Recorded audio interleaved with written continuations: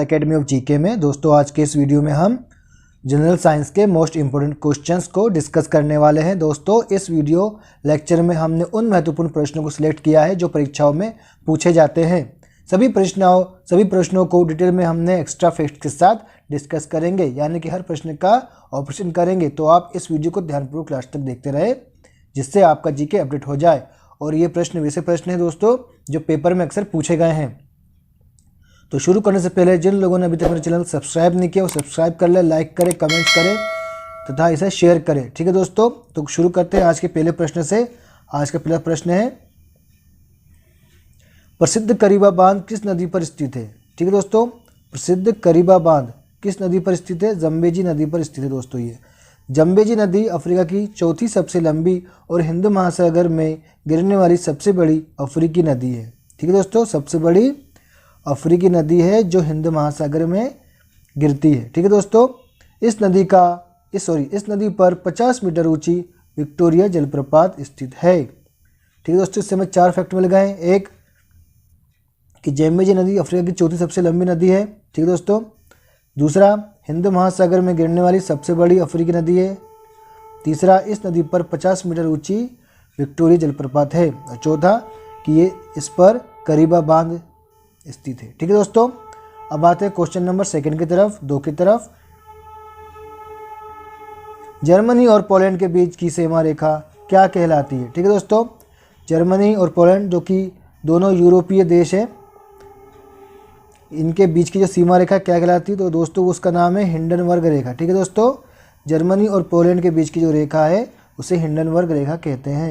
ये पेपर में पूछा गया सवाल दोस्तों, कई बार आया है। अब आते हैं क्वेश्चन नंबर 3 की तरफ। भारत में केसर का सबसे बड़ा उत्पादक राज्य कौन सा है? तो दोस्तों जम्मू कश्मीर। ठीक है दोस्तों, जम्मू कश्मीर जो है भारत का सबसे बड़ा उत्पादक राज्य है केसर का। ठीक है दोस्तों, पहले ये राज्य था लेकिन अब ये केंद्र शासित प्रदेश हो चुका है दोस्तों। ठीक है, भारतीय संसद ने 5 अगस्त 2019 को इस राज्य की राजनीतिक स्थिति में भारी बदलाव करते हुए विधानसभा सहित केंद्र शासित प्रदेश बना दिया तथा लद्दाख को भी जम्मू कश्मीर से अलग करके उसे भी अलग केंद्र शासित प्रदेश बना दिया है दोस्तों। ठीक है दोस्तों, 5 अगस्त 2019 को ये एक राज्य था और 5 अगस्त 2019 को इसे एक विधानसभा सहित केंद्र शासित प्रदेश बना दिया। ठीक है दोस्तों, और साथ में लद्दाख को भी इससे अलग कर दिया। तो आपको यहाँ 3 फैक्ट मिल गए। पहला ये कि केसर का सबसे बड़ा उत्पादक केंद्र शासित प्रदेश हो गया है जम्मू कश्मीर। दूसरा, 5 अगस्त 2019 को इसका निर्माण किया गया तथा लद्दाख को भी इसी दिन अलग करके एक केंद्र शासित प्रदेश बना दिया गया। ठीक है दोस्तों, अब आते हैं फैक्ट नंबर 4 की ओर।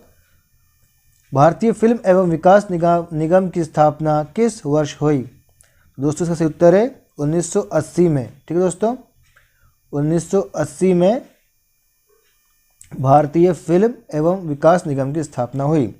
तो आते हैं भारतीय फिल्म के ऊपर। भारतीय सिनेमा के पिता, ठीक है दोस्तों, भारतीय सिनेमा के पिता दादा साहब फाल्के। ठीक है दोस्तों, ये पहला आपको फैक्ट मिल गया है। दूसरा फैक्ट होगा कि दूसरी जो पहली फिल्म बनी थी भारत की वो थी राजा हरिश्चंद्र। ठीक है दोस्तों, भारत की पहली फिल्म राजा हरिश्चंद्र बनाई थी जो कि 1913 में प्रदर्शित हुई थी सिनेमाघरों में, और ये एक मूक फिल्म थी, ध्वनि रहित। ठीक है दोस्तों, इतने फैक्ट आपको मिल गए हैं। अब आते हैं नेक्स्ट क्वेश्चन की ओर। नेक्स्ट प्रश्न क्या कह रहा है? पूरा पाषाण काल की सबसे बड़ी उपलब्धि क्या थी? ठीक है दोस्तों, तो पूरा पाषाण काल की सबसे बड़ी उपलब्धि थी आग का आविष्कार। जब आदि मानव ने पूरा पाषाण काल में सबसे बड़ी उपलब्धि हासिल की थी वो थी आग के आविष्कार की। ठीक है दोस्तों, तो आग का आविष्कार किस काल में हुआ था? पूरा पाषाण काल में हुआ था। तो आपको ये 2 फैक्ट मिल गए कि पूरा पाषाण काल में आग का आविष्कार हुआ था। ठीक है दोस्तों, अब आते हैं नेक्स्ट क्वेश्चन की ओर। क्वेश्चन नंबर 6, वायुमंडल में नाइट्रोजन कितने प्रतिशत है? तो दोस्तों वायुमंडल में नाइट्रोजन का प्रतिशत है 78-78%। ठीक है दोस्तों, कई बार क्या होता है लोग ऑक्सीजन के ऊपर टिक लगा देते हैं, लेकिन ये गलत है। सबसे ज़्यादा जो परसेंटेज है वायुमंडल में वो 78% है किसका? नाइट्रोजन का। ठीक है दोस्तों, ये आप ये फैक्ट याद करिए, पेपर में कई बार पूछा गया है। अब आते हैं क्वेश्चन नंबर 7 की तरफ। अलीगढ़ आंदोलन की शुरुआत किसने की? ठीक है दोस्तों, ये भी कई बार पूछा गया है। तो अलीगढ़ आंदोलन की शुरुआत किसने की? तो सैयद अहमद खां ने अलीगढ़ आंदोलन की शुरुआत की थी। अलीगढ़ आंदोलन के जनक सर सैयद अहमद खां थे। ठीक दोस्तों, यह आंदोलन सर सैयद खां के नेतृत्व में शुरू किया गया था। इन्होंने समाज सुधार और आधुनिक शिक्षा, वैज्ञानिक और तकनीकी विकास पर अधिक जोर दिया था। ठीक है दोस्तों, ये जो सर की जो यहाँ पर जो सर लगा हुआ है, ये ब्रिटिश गवर्नमेंट के द्वारा दिया जाता है, एक पदवी है ये। ठीक है दोस्तों, तो सर सैयद अहमद खां ने अलीगढ़ आंदोलन की शुरुआत की थी। ठीक है दोस्तों, अब आते हैं नेक्स्ट प्रश्न की तरफ। क्वेश्चन 8 क्या बोलता है दोस्तों? डायनेमो का सिद्धांत किस नियम पर आधारित है? ठीक है दोस्तों, तो डायनेमो का जो नियम है वो फैराडे के नियम के ऊपर आधारित है। इस नियम के अनुसार किसी भी बंद परिपथ में उत्पन्न विद्युतवाहक बल EMF उस परिपथ से होकर प्रवाहित चुंबकीय फ्लक्स के परिवर्तन दर के बराबर होता है। क्या होता है दोस्तों? प्रवाहित चुंबकीय फ्लक्स के परिवर्तन की दर के बराबर होता है। तो इसको याद करिए, ये कई बार पेपर में पूछा गया है। फैराडे का सिद्धांत, ठीक है दोस्तों, डायनेमो का सिद्धांत किस नियम पर आधारित है? तो ये फैराडे के नियम के ऊपर आधारित है। अब आते हैं क्वेश्चन नंबर 9 की तरफ। भारत में मनी ऑर्डर प्रणाली कब शुरू की गई? ये एक बहुत ही महत्वपूर्ण सवाल दोस्तों, पेपर में कई बार पूछा है। तो ये इसका सही उत्तर है 1880 में भारत में मनी ऑर्डर प्रणाली की शुरुआत हुई। 1 जनवरी 1880 में मनी ऑर्डर सेवा की शुरुआत की गई थी। ठीक है दोस्तों, तत्कालीन सरकार द्वारा, या यूँ कहें अंग्रेजों के द्वारा। ठीक है दोस्तों, अब आते हैं क्वेश्चन नंबर 10 आखिरी सवाल के ऊपर। द वेल्थ ऑफ नेशन की रचना किसने की? इसका सही उत्तर दोस्तों एडम स्मिथ। एडम स्मिथ ने द वेल्थ ऑफ नेशन की रचना की थी। स्कॉटलैंड के प्रसिद्ध अर्थशास्त्री थे दोस्तों ये।